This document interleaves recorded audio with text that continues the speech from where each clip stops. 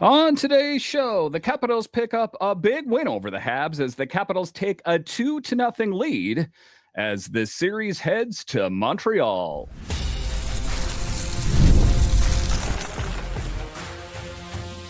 You're Locked On Capitals, your daily podcast on the Washington Capitals. Part of the Locked On Podcast Network, your team every day. Well, hello and welcome into this edition of Locked On Capitals, part of the Locked On Podcast Network, your team every day. My name is Dan Holme. I've covered the Capitals for the last 3 seasons for Locked On and various other outlets before that. I'm also the host of the weekly show called The Capitals Minutecast, available wherever you find your podcasts. And as always, I want to thank you for making this your first listen of the day. So in this edition of Locked On Capitals, the good times keep rolling for the Capitals as they downed the Habs by a score of 3-1.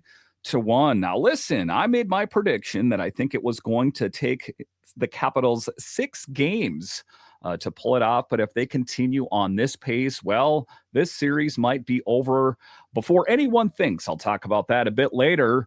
I'll talk about the standout players in this game. I think that the Capitals learned a lot from their first game.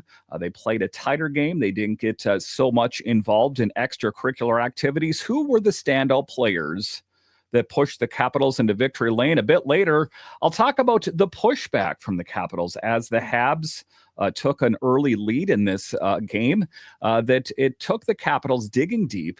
Oftentimes with teams, when the other team gets the lead, sometimes they have a hard time pushing back. How did the Capitals push back in this game?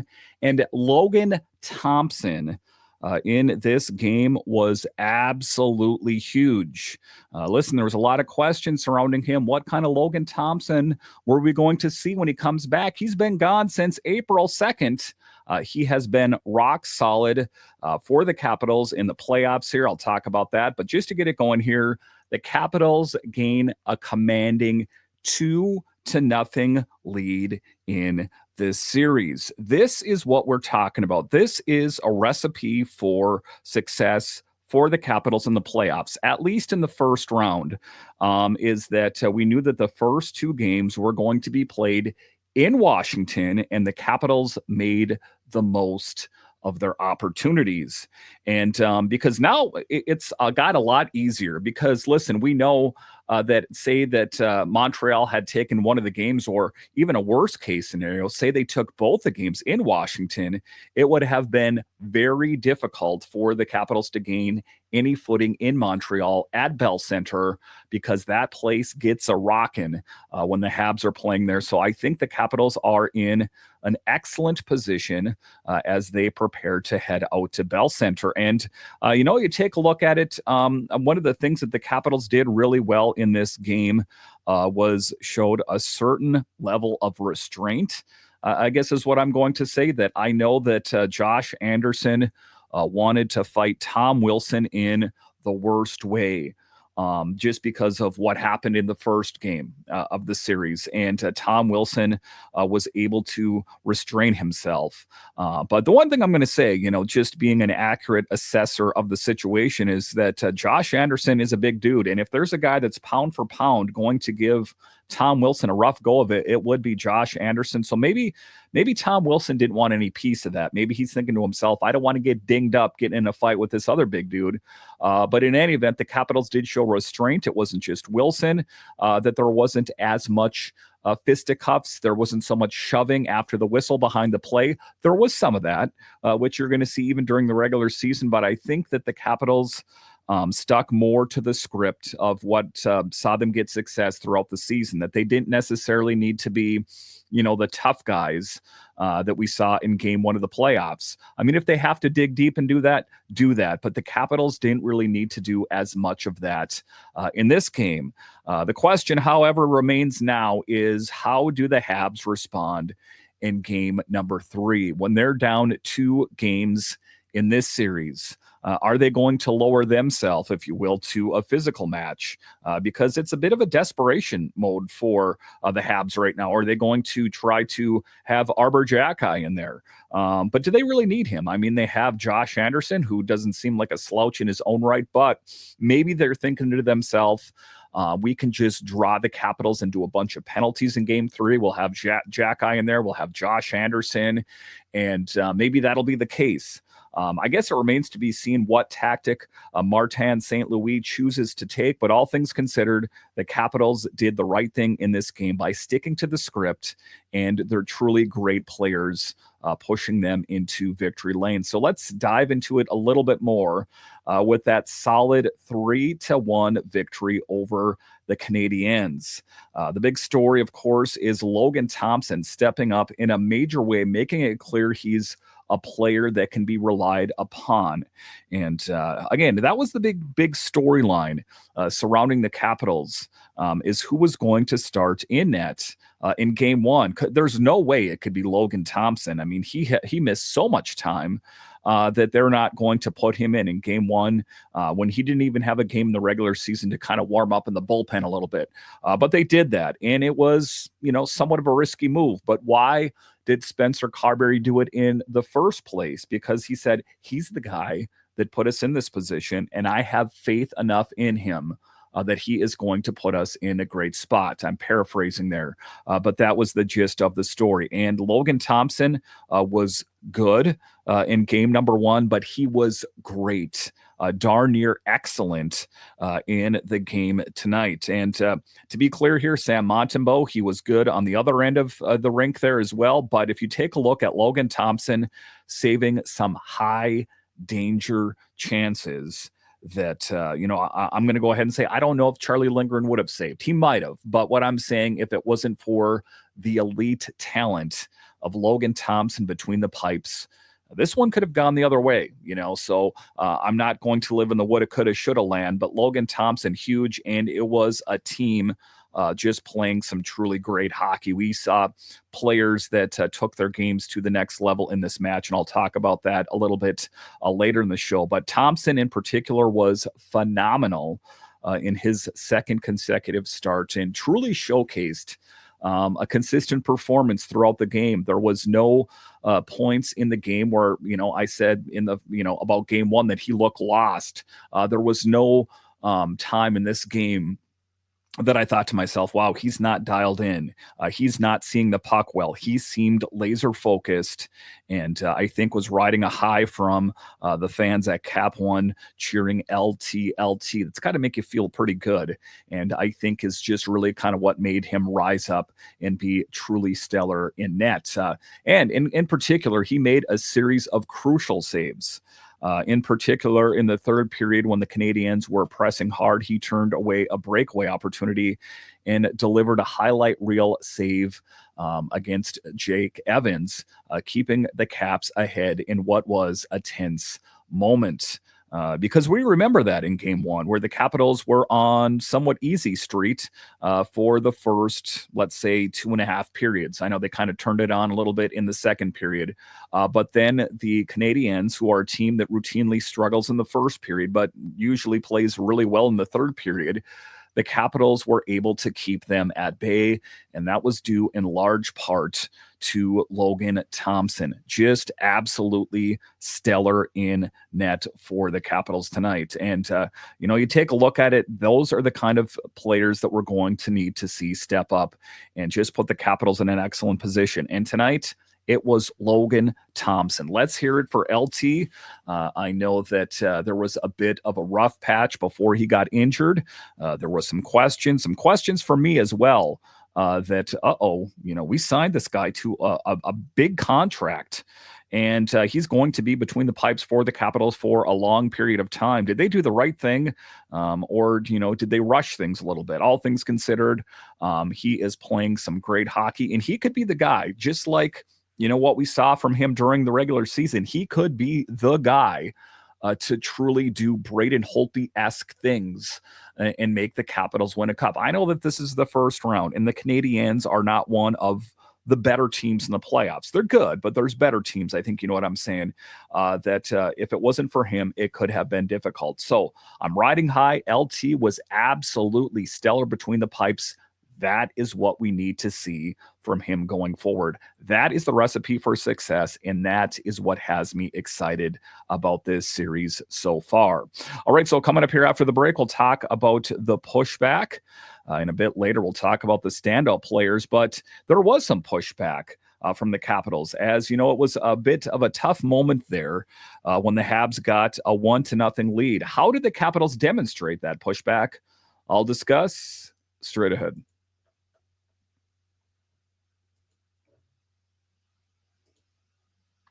The NBA playoffs are here, and FanDuel is giving new customers an incredible way to get in on the action right now. When you join FanDuel and place your first $5 bet, you'll get $250 in bonus bets if your bet wins. I love how FanDuel makes betting so easy. Whether it's picking up my favorite team or diving into player props, from three-pointers to steals to assists, FanDuel has so many ways to bet on your favorite player props. Plus, after the game tips off, you can even combine live prop bets into a same game parlay for a chance to win big. So maybe you're just an NHL fan. You're not that interested in the NBA. If you want to get interested in a hurry, open up the FanDuel app, put a little bit of money on the game. All of a sudden, those games got that much more exciting. So don't miss out. Head to FanDuel.com and claim your $250 in bonus bets today. All right, welcome back into this edition of Locked On Capitals, part of the Locked On Podcast Network. It is your team every day, talking pushback by the Capitals as the Habs got that 1-0 lead, and there were, after that 1-0 lead, they were buzzing, and there was the chance that, is this going to be the game that the Canadiens steal? And I know that, at the end of the game, you're like 3-1. There was no chance. Listen, when the Habs scored that goal, there was a feeling watching the game that, are they going to do what they did in game one and kind of just vacuum up that momentum to score, one or two more goals? Not the case. The Capitals slammed the door in their face and said, not tonight, not in our barn. We're going to win this one. And that is absolutely what they did in this game. And what has me feeling positive about this team. And you take a look at it, the Caps had to bounce back after a bit of a rough start, going down 1-0 after that fluky goal by Christian Dvorak. There was a question if who exactly scored the goal in that case, but it was Dvorak that scored it. But it was kind of a fluky goal, and a goal is a goal at the end of the day. A tough break. If you take a look at the Connor McMichael goal in comparison, where he shot and it bounced off the other skater's skate and into the net, those kind of things happen. So Christian Dvorak got a goal that was fluky, I guess I'm going to say, because it's the opponent, but they didn't waste any time responding after a strong shift from Nick Dowd. And Nick Dowd's line, Connor McMichael found the back of the net, tying things up after driving to the front of the net. And that Connor McMichael goal in particular did definitely show a great level of skill and a bit of luck, I guess I'm going to say, because he went around the back of the net and he was shooting and it kind of bounced back. And then he tried to kind of knock it to the front of the net, hoping that someone would converge on the net and tip it in. As it turns out, like I said, he tipped it and it bounced off the other skate. So quite a goal. We'll take him how we can get it, and kind of makes Connor McMichael look like a genius. Like it was a bank play, right? That's what you're going for. But in any event, a really great goal by Connor McMichael, tying things up after driving to the front of the net. Now, just a minute later, Dylan Strome, who has been lightning in a bottle for the Capitals all season, capitalized on a beautiful team play with assists from Beauvillier and Ryan Leonard to give the Caps a 2-1 lead. And, you take a look at how they were able to get it done. It was just kind of, sometimes you have to take a look at some more of the advanced analytics in this game. The Capitals outshot the Habs 32-26. There wasn't as much extracurricular activities, but they did lay out the hits. They out-hit the Habs 30-23, blocked 24 shots to the Habs 12.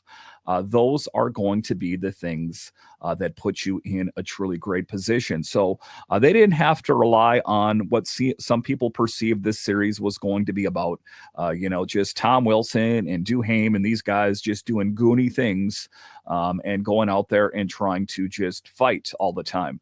I think that was kind of the script, or I think that is the feeling in game number one. But I think they learned a lesson that they ended up winning game number one, but that's not really the way you want to win the games, just by being a bull in the china shop for 60 minutes a night. Now, if that's your tactic and that's your strong suit, go for it. But you take a look at it, and I know I talked about in yesterday's show that you need to play a physical game, but I think what I saw tonight was better, of course.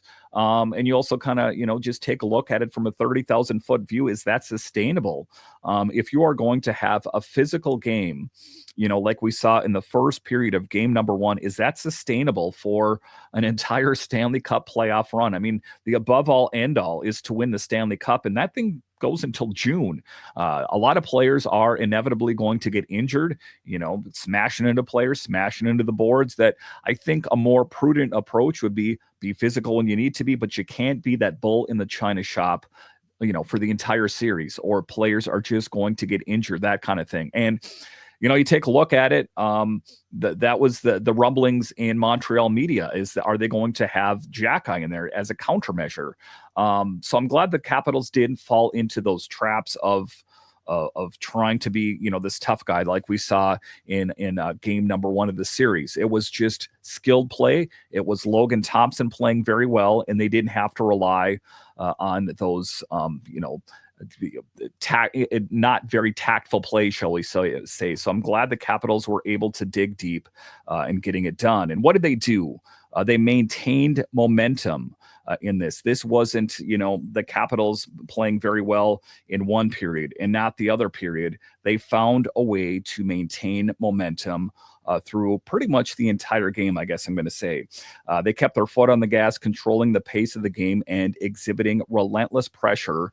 McMichael later sealed the deal with an empty netter, a clear indication of their determination.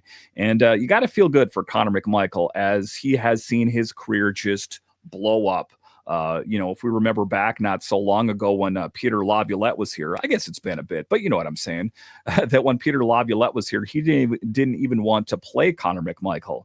That it's interesting that, Connor was good, I guess I'm going to say, in year one of Spencer Carberry, but this year, playing with a guy like Pierre-Luc Dubois, for example, you've just seen his career, his NHL experience just really shoot to the moon. So an exciting player for me to watch in Connor McMichael, and truly just watching him blossom into an excellent NHL player is something to marvel, because, it's all about the next wave of Capitals players. We know Ovechkin has the remainder of whatever's left this season and next season.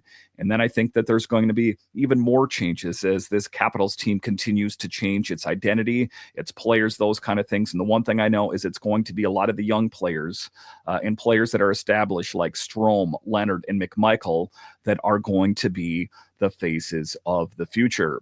All right, so coming up here after the break, we'll talk about standout players who got it done. Listen, these games don't win themselves. Netminders don't win these games themselves. How did the Capitals get it done? I'll discuss straight ahead.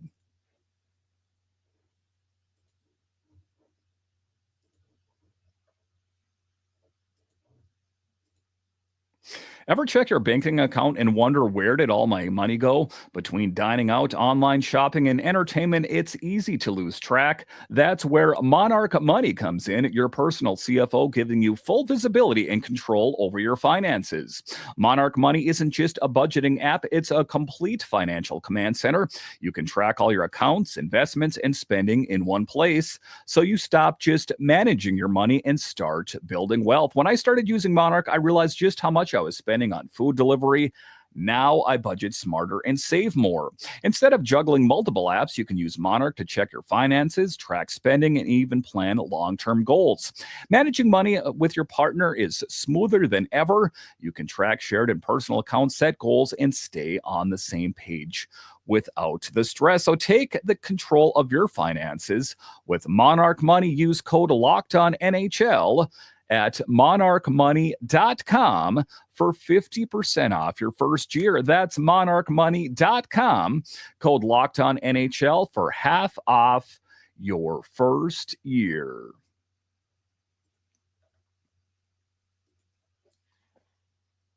All right, welcome back into this edition of Locked On Capitals, part of the Locked On Podcast Network, your team every day. The best way that you can help grow the show is to subscribe to Locked On Capitals on YouTube and comment anything down below. So in the first segment, I talked about the standout performance of Logan Thompson. Absolutely stellar.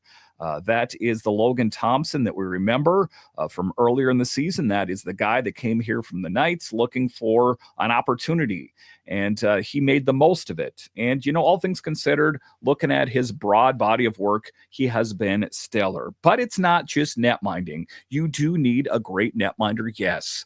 But you got to find someone to score goals and play defense, and the Capitals had some standout players in this game tonight. Now, before I get going here any further, I guess I'm going to say, I'm kind of hard on Ryan Leonard.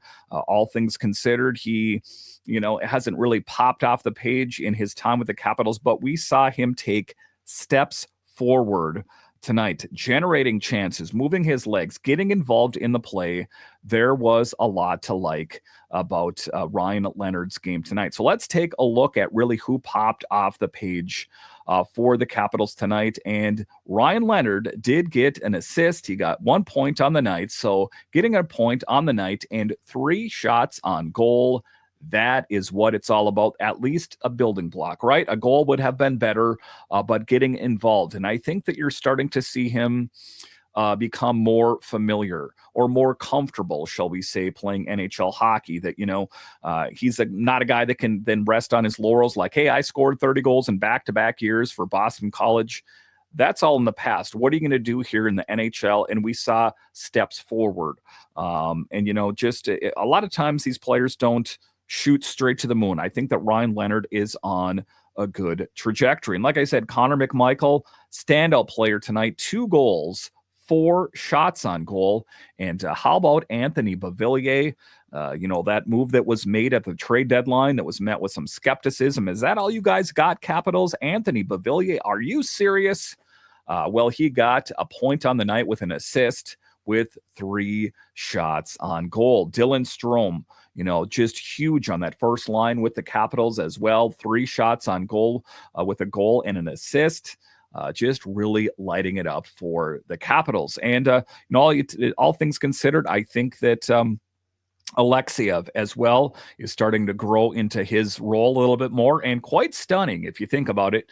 I was a little bit hard on him in game 1, saying that he needed to show some restraint, and he did.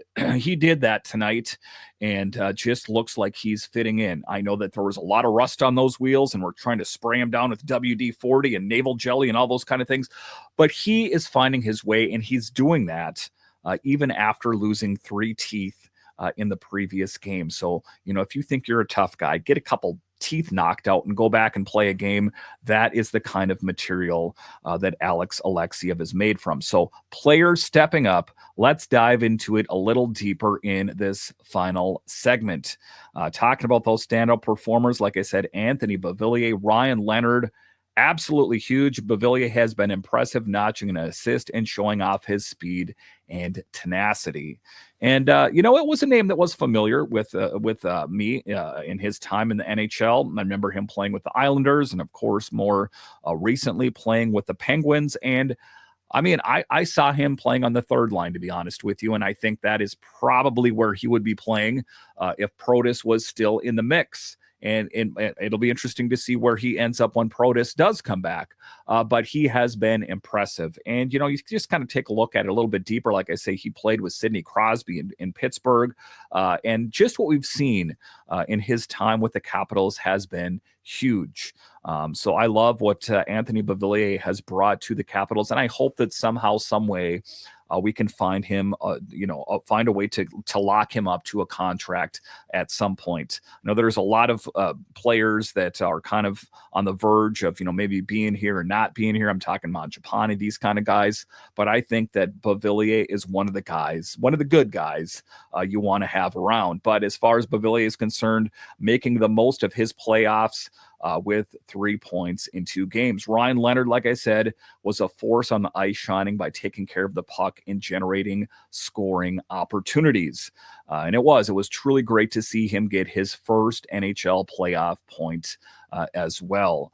So it was those players that stepped up. And it was the, kind of some of the unsung heroes, the extra hits, those kind of things that maybe threw the Habs off their game. I'm talking about Wilson. And, in this, I didn't mention Tom Wilson because, well, he didn't score a goal in this game, but just, it speaks volumes about his maturity level as well, is that, Tom Wilson from, a few years ago, when he was getting shoved around by Josh Anderson, would have probably just lost his cool, dropped the mitts, and just really done something crazy. He may have got better of Josh Anderson. Josh Anderson may have got the best of him, but he held his cool. And that's something that's worth, that's quantifiable as well, because the Capitals are better served with Wilson on the ice. Scoring goals ostensibly at some point here as well. So just a really great team victory. And kind of it started with Logan Thompson, and it built its way out from there. And I think that in a lot of ways, the Capitals played well tonight because they played confidently. And why did they play confidently? Because they knew they had a guy between the pipes in Logan Thompson that was going to give them the best chance at winning the game. And that is what they did. So something to build on here, Capitals fans, as they did what they were supposed to do. They took game number 1. They took game number 2 at Cap One. The next 2 games go out to Montreal. The Capitals need to adhere to what they did in game number 2. Don't get drawn into any physicality, because we don't know what they have up their sleeve. They might, send Anderson after the Capitals. They might have Jack Guy in there, Slavkovsky, all these guys. They're desperate now. Let's be honest here, Capitals fans. The Habs are a desperate team right now. They had that pushback in game number 1, but there was not that pushback. There was not that fire in their belly in game number 2. The Capitals are in the catbird seat right now. They have the ability to dictate pace. It is still going to be difficult because they are going to, the series, like I said, goes to Montreal, and that place gets crazy for hockey. So, if there's any blunders, if there's any mistake, those are going to be magnified when you're playing in Montreal, and, their fan base is just waiting on you to make a mistake. Let's just play some sound hockey, go out there and do your business. And if the Montreal Canadiens are getting desperate and they're trying to lay out the body, then you're going to have to try to find a way to resist that temptation, because it's too early in this Stanley Cup push here for players to get hurt or to be suspended, something of that nature. So, like I say, there's something to be said for Tom Wilson for showing restraint tonight and ultimately keeping this team intact. Because, like I say, once your team starts getting desperate and you start just really crashing into players, that is what, when bad things can happen. One of the things, like I said, about Jack and Montreal media is he's not going to come after Wilson. He's not going to come after Duhaime. He's going to come after one of the crown jewels of the Capitals. Say he goes headhunting for Alex Ovechkin or, Sandy, one of these kind of guys out there like that. So just really keep a solid mind. It's hard in situations like that to not let your emotions get the best of you. I have a hard time keeping my emotions in check just watching these games on television. It must be exponentially more difficult when you're playing on the ice in the trenches, playing some really true hockey. But all things considered, Capitals fans should be feeling great. A solid 2-0 lead in this series. And we're hoping the Capitals continue to keep building on this as they hope for another knockout in game number 3. All right, listen, I want to thank you for joining me on this edition of Locked On Capitals, your only daily year-round podcast covering the Capitals. And I want to thank all of you that listen on the audio side and watch this on YouTube. You are what makes this show successful. When you're done here, head on over to Locked On NHL, as they have you covered 5 days a week, available wherever you find your podcasts and on YouTube. All right, once again, I want to thank you for joining me on this edition of Locked On Capitals, part of the Locked On Podcast Network. It is your team every day. My name is Dan Holme, and I'll talk to you again next time.